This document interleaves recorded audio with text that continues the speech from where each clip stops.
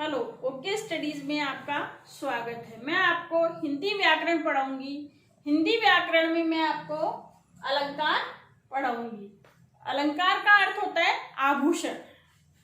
जिस प्रकार से स्त्रियां आभूषण धारण करके अपने शरीर के सौंदर्य को बढ़ाती है, अर्थात आभूषणों के द्वारा स्त्री का सौंदर्य बढ़ता है, उसी प्रकार से कवि लोग काव्य में अलंकारों का प्रयोग करके काव्य की सुंदरता को बढ़ाते हैं।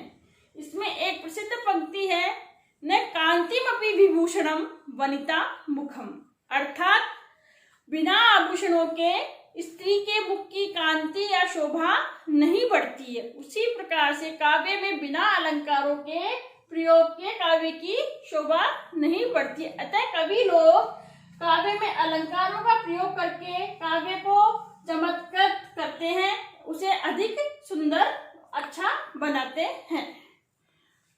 अलंकार के मुख्यतः दो प्रकार होते हैं, पहला शब्दालंकार, दूसरा अर्थालंकार। शब्दालंकार किसे कहते हैं, इसके बारे में हम जानते हैं। शब्दालंकार की जब कवि काव्य में ऐसे शब्दों का प्रयोग करे या ऐसे कौशल का प्रयोग करे कि जिससे काव्य में चमत्कार और चारुता उत्पन्न हो, तब उसे शब्दालंकार कहते हैं। ठीक है, तो शब्दालंकार का मैं आपको एक उदाहरण दूंगी। नव जीवन दो घनश्याम हमें। इस पंक्ति को आप ध्यान से सुनिएगा। नव जीवन दो घनश्याम हमें।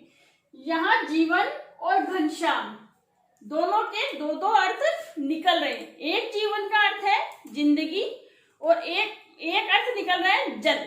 घनश्याम शब्द के भी दो अर्थ निकल रहे हैं, भगवान श्री कृष्ण और काले बादल। अतः अब इसको पूरी पंक्ति का हम अर्थ स्पष्ट करते हैं। नव जीवन दो घनश्याम हमें, इसका एक साधारण अर्थ तो ये निकल रहा है कि हे भगवान श्री कृष्ण, आप हमें जीवन दीजिए, और दूसरा अर्थ निकल रहा है कि हे काले बादल, आप हमें जल दीजिए।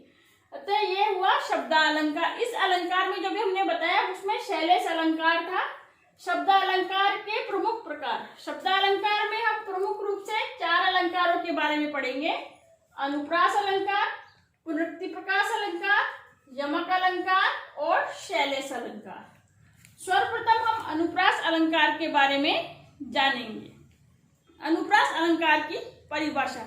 अनुप्रास अलंकार में एक ही वर्ण की आवृत्ति होती है, अर्थात एक ही वर्ण बार बार आता है।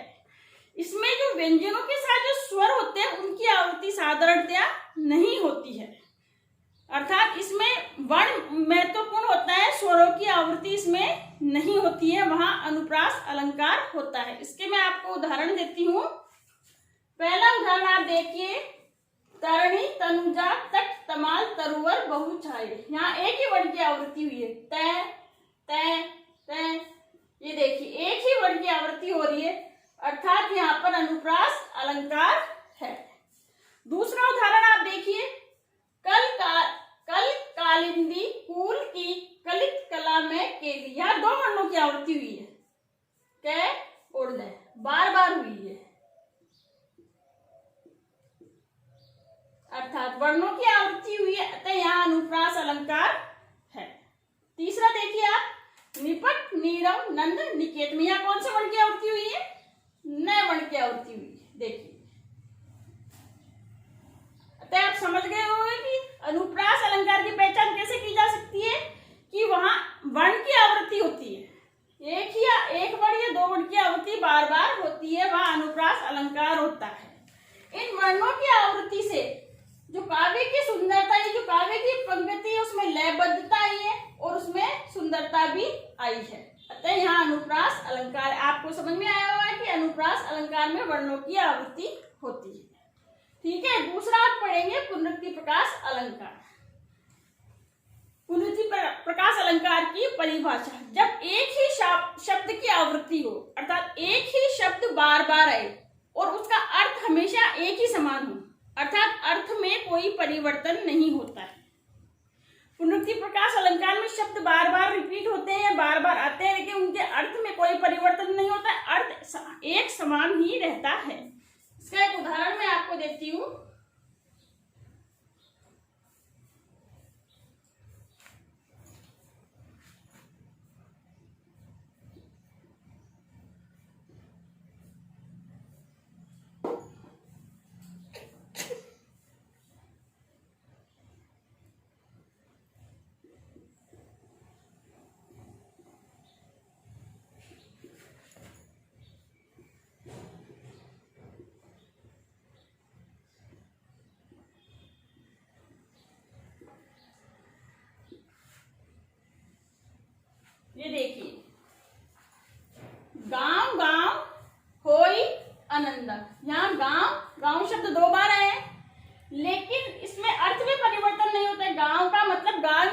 माने गांव में, दोनों बार ही गांव गांव का अर्थ आया है, एक ही अर्थ आया है। ठीक है, तो यह हो गया पुनरुक्ति प्रकाश अलंकार की। इसमें शब्द आते हैं लेकिन उनके अर्थ में परिवर्तन नहीं होता है। एक दूसरा उदाहरण मैं आपको इसमें दूंगी कि गुरुदेव जाता है समय रक्षा करो रक्षा करो। अब इसमें रक्षा करो शब्द दो बार आया है लेकिन दोनों बार ही इसका एक अर्थ है, इसके अर्थ में परिवर्तन नहीं हुआ है, अतः यह पुनरुक्ति प्रकाश अलंकार है। तीसरा अलंकार है यमक अलंकार। अब हम पढ़ेंगे किसके बारे में, यमक के बारे में। यमक का मतलब होता है युग्म, दो। यमक का मतलब होता है युग्म, दो, अर्थात समूह।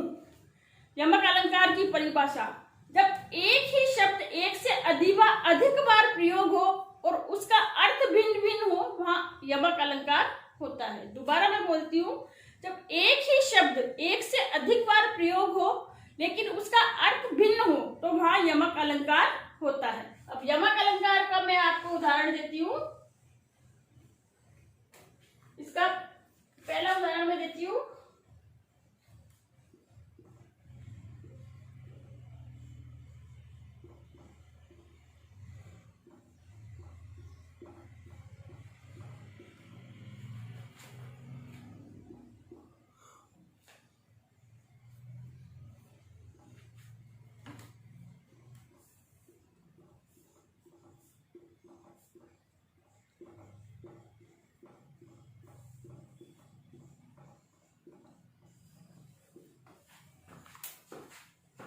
देखिए यमक अलंकार का उदाहरण, तीन बेर खाती तेवे तीन बेर खाती है।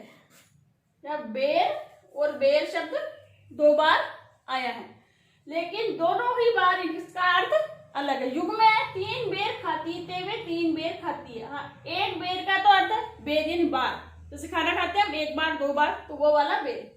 और दूसरा बेर एक फल का नाम है, एक फल होता है मीठा फल, बेर, वो। तो इसमें तीन बेर खाती थे वे तीन, अर्थात वो तीन बार तीन बेर खाती थी। तो इसमें ये हो गया यमक अलंकार। ठीक है, अब एक मैं दूसरा उदाहरण आपको देती हूँ। कनक कनकते सोगुनी मादकता अधिका ई खाए बोराय जग ई पाए बोराय। अब आप देखिए ये आप पंक्ति आपने सुनी होगी कई बार।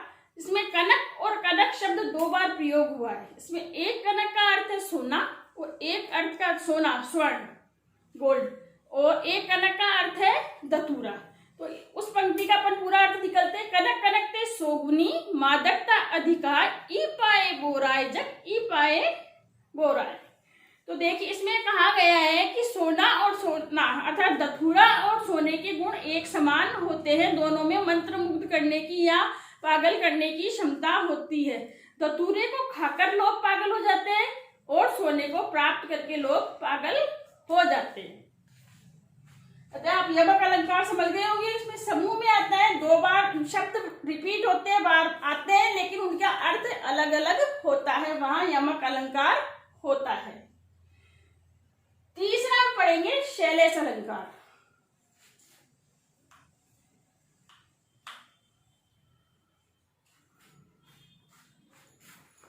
शैलेश अलंकार, शैलेश का मतलब होता है चिपका हुआ,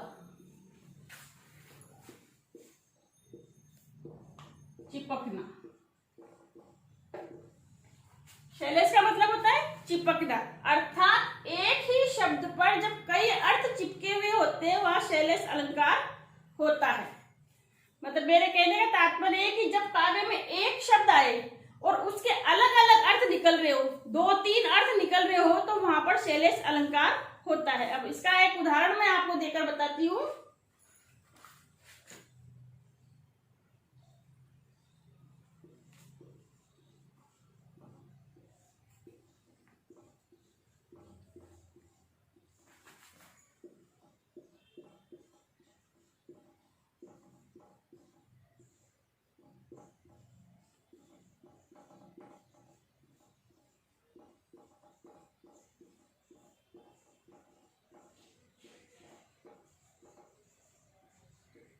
रहीमन पानी राखिए बिन पानी सब सून।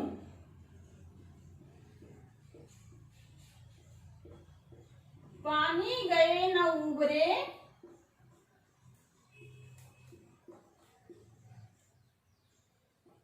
मोती मानस